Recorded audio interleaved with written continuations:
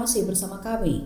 Pemirsa, NPC Nusa Tenggara Timur sulit lakukan regenerasi atlet difabel di daerah akibat masih rendahnya kepercayaan diri penyandang disabilitas untuk mengembangkan potensi di bidang olahraga. Berikut liputannya untuk Anda.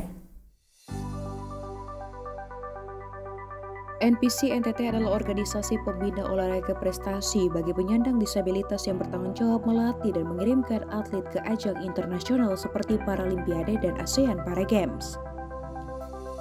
Keterbatasan mental dan fisik sering dianggap penghalang prestasi, akan tetapi kepercayaan diri justru menjadi musuh terbesar atlet difabel. Ketua NPC NTT mengaku kesulitan mendapatkan regenerasi atlet difabel yang ada di NTT dalam prestasi olahraga. Kemudian kendala-kendala klasik di mana para orang tua atau keluarga itu masih menganggap bahwa kaum difabel itu menjadi tabu atau menjadi beban bagi keluarga atau masyarakat.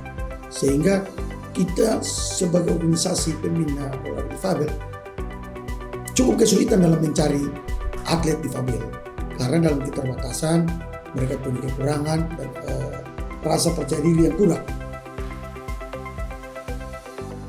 Sementara itu, NPC NTT juga menyoroti kinerja atlet difabel yang seharusnya dipandang sama dengan atlet non-difabel, terutama dalam hal ketersediaan anggaran yang dikelola oleh pemerintah daerah. Kami di NPC NTT Provinsi, kami hanya bisa bilang bahwa ukuran kinerja dari salah satu pemakaian anggaran rakyat itu adalah kinerja. Kinerja di bidang olahraga adalah prestasi. Kami siap bersaing, kami siap bertarung lewat prestasi, sehingga pemerintah maupun pemangku kepentingan bisa melihat bahwa pengalokasian dana kepada NPC itu sangat layak kalau mereka punya prestasi yang kalau mau bilang sekarang harus diakui melebihi yang non-difabel. NPC berharap pemerintah terus memperhatikan apa yang menjadi hak para atlet yang telah membanggakan nama Indonesia khususnya Provinsi NTT di mata dunia dengan keterbatasan yang ada.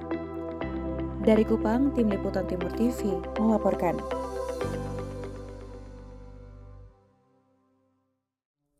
Pemirsa, Fakultas Kedokteran Universitas Citra Bangsa resmi diluncurkan. Kehadiran fakultas ini diharapkan menjawab kebutuhan tenaga medis berkualitas sekaligus memperkuat layanan kesehatan di Nusa Tenggara Timur.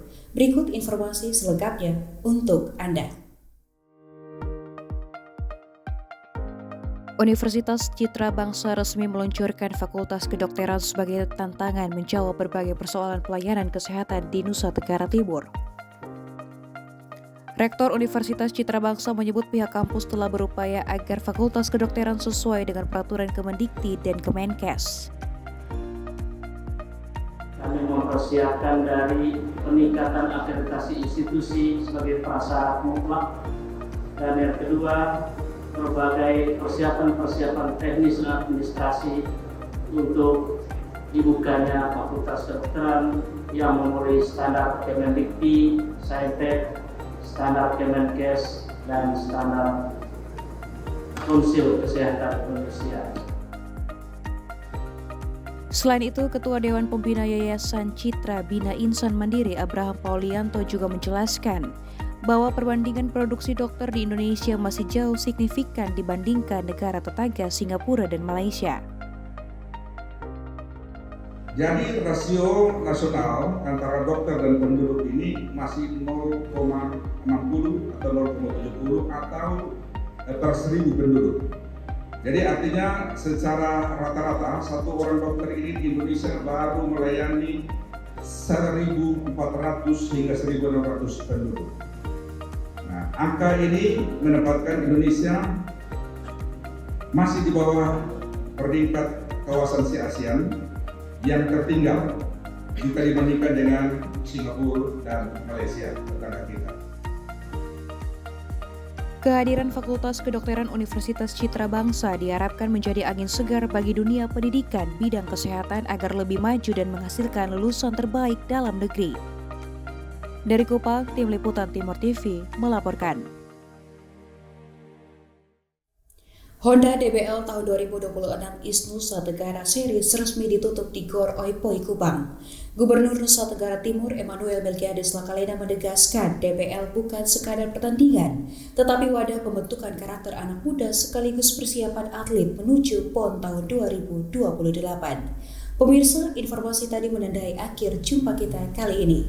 Saksikan terus Timur Sepekan di Timur TV pada hari dan jam yang sama bersama saya, Salvi Muruk, beserta kru yang bertugas pamit undur diri. Selamat berakhir pekan dan sampai jumpa. Ajang kompetisi bola basket terbesar untuk pelajar di Nusa Tenggara Timur, Honda DBL 2026 IS Nusa Tenggara Series, resmi menutup rangkaian kompetisi dengan final party di Gor Oipoi Kupang. Dalam kesempatan ini, Gubernur Nusa Tenggara Timur Emmanuel Melkiades Lakalena menekankan bahwa DBL bukan sekadar pertandingan, melainkan ruang pembentukan karakter bagi anak muda Nusa Tenggara Timur serta persiapan atlet basket menuju PON 2028. Hadirin yang saya hormati, Honda DBL bukan sekadar kompetisi bola basket, tapi pembentukan karakter, kekompakan, mental juara dan sportivitas. Untuk itu, saya berharap agar setelah lomba ini, Pak Martin, cari anak-anak pebasket yang bagus beserta ofisial dan pelatih, disiapkan dengan sungguh agar ini menjadi ajang kita mempersiapkan atlet-atlet menuju PON 2028. DBL IS Nusa Tenggara Series tahun ini diikuti oleh 14 tim putra dan 8 tim putri dari seluruh Nusa Tenggara Timur. DBL IS Nusa Tenggara Series tahun ini diikuti oleh 14 tim putra dan 8 tim putri dari seluruh NTT.